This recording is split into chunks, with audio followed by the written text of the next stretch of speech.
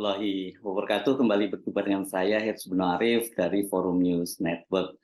Saya ingin meneruskan diskusi tentang 5 mitos dan fabrikasi citra palsu Jokowi yang kemarin saya ambil dari diskusi yang digelar oleh Pusat Studi Konstitusi Demokrasi dan HAM Fakultas Hukum Universitas Gadjah Mada.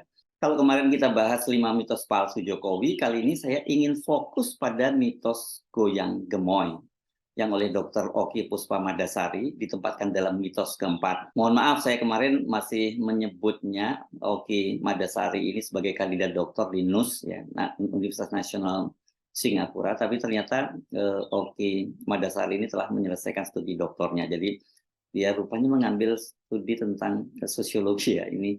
Kalau Anda usianya sebaya saya atau lebih tua, pasti sebenarnya rada bingung sebenarnya dengan istilah gemoy ini. Ini memang khas bahasa generasi milenial atau malah tepatnya generasi Z ya. Saya coba cari-cari apa itu sesungguhnya gemoy. Ternyata kalau ini yang saya dapat ya, kalau ada salah Anda tolong dikoreksi saya ya, terutama generasi Z dan juga atau generasi milenial ya. Ternyata gemoy itu adalah plesetan dari gemes, sesuatu yang lucu dan menggemaskan. Citra itu tampaknya sekarang ini coba dilekatkan kepada figur calon Presiden Prabowo Subianto. Kebetulan wajahnya nih rada gembul, cabi, dan dalam beberapa kesempatan dia senang menari. Tapi sebenarnya tarian Prabowo ini kalau dari pengakuan dia itu sebenarnya tarian wayang ya, sebenarnya bukan genre baru tarian anak-anak sekarang ya. Dalam bahasa marketing, Prabowo Subianto itu kini tengah mengalami rebranding. Produk lama yang coba dipasarkan kembali dalam sebuah kemasan baru. Kenapa kita sebut sebagai produk lama? Saya tadi tidak menyebutnya lama sekali bahkan ya, karena Prabowo itu adalah satu-satunya kandidat yang sudah 4 kali mengikuti kontestasi Pilpres. Jadi kalau kita menggunakan kata yang konotasinya positif, dia paling berpengalaman mengikuti Pilpres gitu. Pertama Pilpres 2009, pada waktu itu dia bukan sebagai capresnya, tapi dia sebagai cawapres dari Megawati Soekarno Putri. Kedua, ini pada Pilpres 2014, kali ini dia sebagai calon presiden berpasangan dengan Hatta Rajasa sebagai calon wakil presidennya, dan kemudian Pilpres 2019, kali ini dia berpasangan dengan Sandiaga Uno sebagai calon wakil presidennya. Dalam ketiga Pilpres itu Prabowo selalu kalah, dan dalam Pilpres 2014 dan 2019 dua-duanya itu malah kalah dari Jokowi. Akhirnya seperti kita ketahui Prabowo ditarik masuk kabinet dan menjadi Menteri Pertahanan di kabinet Jokowi Ma'ruf. Rupanya setelah bergabung dengan Jokowi inilah dia belajar banyak, dan dia memang kan dia mengakui bahwa Pak Jokowi ini guru politiknya ya. Dan sekali ini rupanya untuk Pilpres 2024 ini dia belajar secara khusus bagaimana cara memenangkan Pilpres dari Jokowi. Nah, hal itu diakui sendiri oleh Prabowo. Ini saya bacakan statement dia ketika menyampaikannya dalam hari peringatan ulang tahun Golkar ke-59. Banyak yang mengatakan Prabowo sekarang sudah berubah. Bagaimana tidak berubah? 2 kali dikalahkan, dia terpaksa berubah. Itu kata Prabowo, dan disambut gelak tawa oleh hadirin termasuk Presiden Jokowi. Jadi sekarang Pak Jokowi, kalau saya keliling, saya juga bagi-bagi kaos. Terima kasih sekali lagi Pak. Contoh kenegarawanan Bapak, saya belajar banyak dari Bapak. ini jadi apa ya, receh banget ya. Kalau kenegarawanan itu diukur dari senang keliling-keliling, belusukan, dan kemudian bagi-bagi kaos. Coba kita perhatikan nanti apakah Prabowo juga mengikuti gaya Pak Jokowi kalau bagi kaos itu dilempar-lempar atau tidak. Harusnya kalau mau mengikuti plak Pak Jokowi ya dilempar-lempar juga gitu dari dalam kendaraan mobilnya ketika setengah berjalan. Jadi jangan terlalu terkejut kalau sekarang Prabowo itu juga mengedepankan strategi politik recehan seperti Jokowi yang dicitrakan sederhana, merakyat, senang belusukan, dan masuk gorong-gorong. Hanya saja Prabowo tentu tidak menerapkan strategi yang sama dengan Jokowi karena situasinya sudah berubah. Tetap politik recehan, namun dengan modifikasi sesuai dengan situasi dan kondisi yang ada saat ini. Kalau dulu citranya itu tegas, seorang patriot, bahkan sering dijuluki sebagai macan Asia. Ini karena dia kan sering melontarkan jargon Indonesia sebagai macan Asia. Sekarang ini citranya diubah menjadi gemoy. Jadi bukan diubah macan jadi meong, bukan, tapi macan menjadi gemoy. Ini yang kemarin ya disebut oleh Dr. Oki Madasari dalam diskusinya di Fakultas Hukum UGM sebagai mitos yang keempat. Nah, yang keempat nih, mitos yang juga bahaya banget nih. Setelah sekian lama mungkin ya kita melihat ada mitos pemimpin kuat yang dibutuhkan bangsa ini.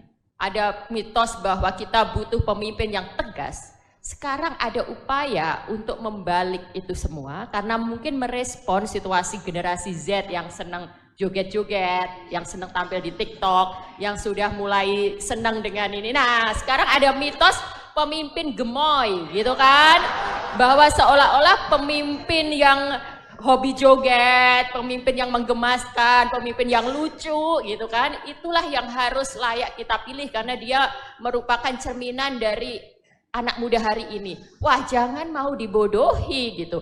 Ini saya sebenarnya sangat sedih melihat tren fenomena gemoy-gemoyan ini. Dia merasa bahwa Gen Z itu orang yang tidak peduli pada gagasan. Jadi calon yang menonjolkan kegemoy-gemoyan menganggap anak-anak muda yang duduk di hadapan saya ini hanya peduli pada tampilan lucu-lucuan, viral-viralan. Tentu ini pembodohan dan penghinaan pada akal sehat kita, pada naluri kita. Jadi sekali lagi kita harus menolak itu. Bukan pemimpin gemoy yang kita butuhkan, tapi memang pemimpin yang bisa menghadirkan gagasan-gagasan untuk kemajuan kita. Saya mau menjawab pertanyaan dari Mas dari UII tadi. Ilustrasi yang cukup tepat sebenarnya menggambarkan bagaimana 12 tahun lalu kamu nonton film yang menggambarkan Presiden Jokowi orang baik. Kenapa saya bilang tepat? Karena begitulah mitos dibentuk dan disebarkan. Selalu menggunakan produk budaya, selalu menggunakan budaya populer, film, lagu, novel, buku. Nah sekarang karena zamannya sosial media, lewat video-video di TikTok. Jadi persis seperti itu, nilai-nilai mitos diinternalisasi, disuntikkan, dan akhirnya dipercaya orang. Mitos tidak akan disebarkan lewat kajian akademik atau lewat institusional aturan, bukan, salurannya bukan seperti itu, tapi menggunakan produk budaya, dan itu justru yang paling efektif dalam membangun kesadaran. Nah sekarang pertanyaannya, apakah image tentang pemimpin sederhana dan baik akan diulang lagi dalam pemilu mendatang? Saya melihat bukan itu image yang akan ditonjolkan. Karena itu sudah era yang lalu, sederhana, masuk gorong-gorong, orang baik, itu sudah nggak laku. Nah sekarang yang laku apa? Oh ya, karena kenapa sederhana dulu kan penjual martabak, penjual pisang, dan itu sudah gugur semua. Sekarang yang sedang dibangun adalah pemimpin gemoy dan politik riang gembira. Nah ini satu paket kan? Gemoy, lucu, joget, selalu seneng apapun yang terjadi. Ayo pokoknya nggak usah mikir susah-susah, joget aja.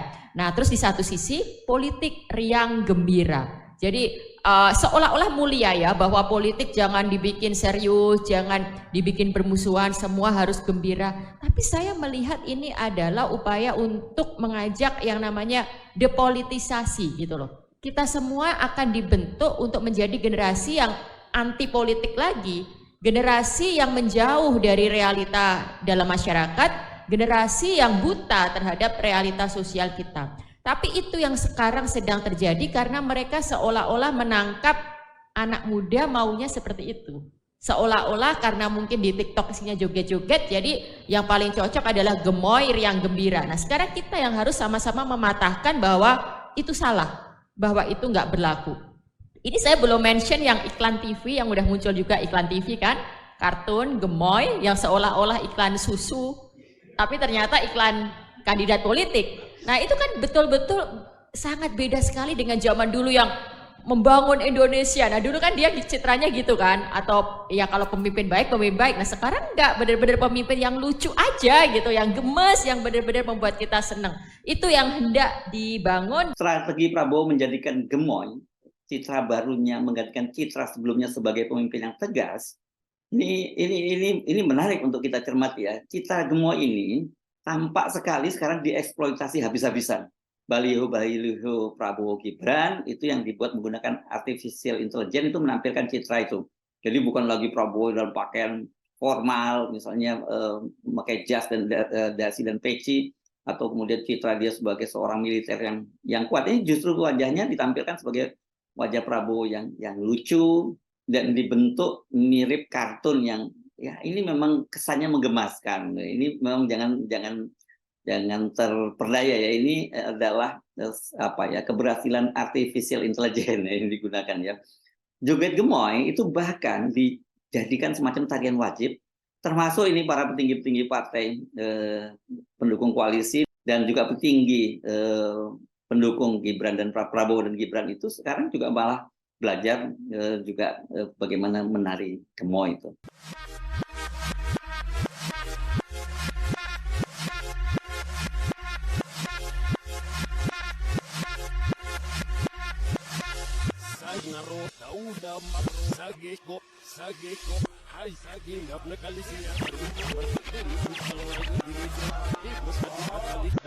Tidak hanya berhenti di situ, tarian gemoy itu bahkan juga dilombakan. Ini salah satunya yang saya baca dilakukan oleh politisi Deddy Mulyadi. Ini dulu Bupati Purwakarta, kader Golkar yang sekarang menyeberang ke Gerindra. Dia membuat lomba tari gemoy.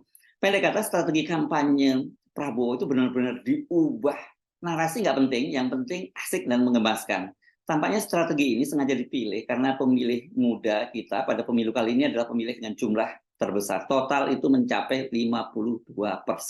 Jadi kalau dipadukan tadi Prabowo orangnya gemoy, kemudian Gibran adalah pemimpin muda, yang mereka betul-betul fokus membidik segmen ini. Tetapi politik yang terkesan asik, gemoy, itu sesungguhnya diam-diam menyimpan bahaya dan ancaman terhadap demokrasi kita, terutama bila dikaitkan dengan politik dinasti Jokowi. Bagaimanapun juga Prabowo itu satu paket dengan Gibran, dan dalam berbagai kesempatan Prabowo tidak malu-malu menyatakan bahwa dia sebagai tim Jokowi dan akan meneruskan semua legasi Jokowi. Belum lama berselang ini ketika berada di Kalimantan Timur, Sekjen Partai Gerindra Ahmad Muzani menegaskan bila Prabowo terpilih, maka anggaran IKN itu akan ditingkatkan. Wahyudi Jafar, ini Direktur Eksekutif Elsam, sebuah NGO yang bergerak di bidang HAM, yang juga tampil berbicara dalam forum yang sama dengan Oki di Fakultas Hukum UGM, mengingatkan bahaya yang terjadi bila sampai pasangan Prabowo Gibran yang terpilih pada Pilpres 2024 nanti. Dia mengingatkan apa yang terjadi di Filipina ketika Bongbong Junior, ini putra mantan diktator, mantan mendiang diktator Filipina, Marcos, itu Ferdinand Marcos itu bisa berhasil meraih kursi kepresidenan. Itulah yang kemudian juga terjadi di Filipina misalnya. Apa yang ditanyakan oleh Bongbong ketika mereka mengundang Cambridge Analytica sebagai penasihat politiknya itu adalah bagaimana cara saya membersihkan nama baik keluarga saya gitu kan, yang dituduh sebagai diktator sangat kejam di Filipina di periode 80-90-an gitu kan. Ya sudah, Anda joget-joget saja di media sosial, Anda manfaatkan TikTok dan seterusnya gitu kan. Dan itu hari ini ternyata di sini terjadi gitu kan. Dan itu apakah kemudian pertanyaannya situasi Indonesia akan mengikuti apa yang terjadi di Filipina, di mana kandidat presiden Filipina, presidennya itu kan anaknya dari Ferdinand Marcos, sang diktator di Filipina. Wakil presidennya anaknya Duterte, presiden yang berkuasa di Filipina sebelum sekarang gitu kan. Pas kan kombinasinya. Nah, pertanyaannya tadi, apakah itu juga akan terjadi di sini? Artinya, kalau situasi itu terjadi, ya mungkin situasi di Asia Tenggara ini akan sangat-sangat buruk, di mana rezim demokratis itu tidak akan ada lagi di sini gitu kan. Ada kudeta di Myanmar, ada kemudian coup di Thailand sebelumnya, lalu kemudian di Kamboja pemilu dimenangkan oleh anaknya Hun Sen gitu kan, lalu kemudian terjadi di Filipina, kemudian lagi berlanjut ke Indonesia. Nah, kira-kira bagaimana kita membayangkan situasi ini yang kemudian oleh Lee Wigraf dia mengatakan sebagai sophisticated authoritarianism gitu kan, dimana kemudian ternyata negara-negara Asia Tenggara dengan seluruh strategi hukum yang digunakan oleh penguasa, jadi penguasa di Asia Tenggara ini ternyata memang menggunakan hukum untuk kemudian menciptakan berbagai kebijakan dan aturan untuk kemudian mengekang warganya, membatasi kebebasan sipil warganya, menggunakan sebesar-besar kewenangannya, tetapi tadi pada dasarnya mereka ingin menciptakan satu rezim yang totaliter, yang authoritarian. Itulah kenapa kemudian dalam bahasanya disebut sebagai sophisticated authoritarianism. Jadi dari penjelasan Oki maupun Wahyudi tadi, fenomena gemoy dan pemimpin muda yang sengaja difabrikasi sebagai mitos baru menggantikan mitos-mitos Jokowi yang sekarang sudah tidak laku lagi itu tidak bisa dianggap sepele. Ini adalah strategi marketing politik yang sangat serius dan didasari pada algoritma pemilih. Pilpres akan kehilangan substansinya karena orang memilih bukan karena gagasan, visi dan misi pasangan calon presiden dan calon wakil presiden, tapi lebih karena kejelian timnya memanipulasi kesadaran publik terhadap realitas sesungguhnya dengan tadi itu, dengan strategi receh-recehan tadi itu. Pada saat yang bersamaan, maka kalau Prabowo dan Gibran yang terpilih, maka Jokowi akan berhasil melanggengkan kekuasaannya. Ya caranya tadi itu, menitipkan Gibran melalui Prabowo Subianto. Saya Subno Arif dari Forum News Network. Sampai jumpa lagi. Wassalamualaikum warahmatullahi wabarakatuh. Kami muat.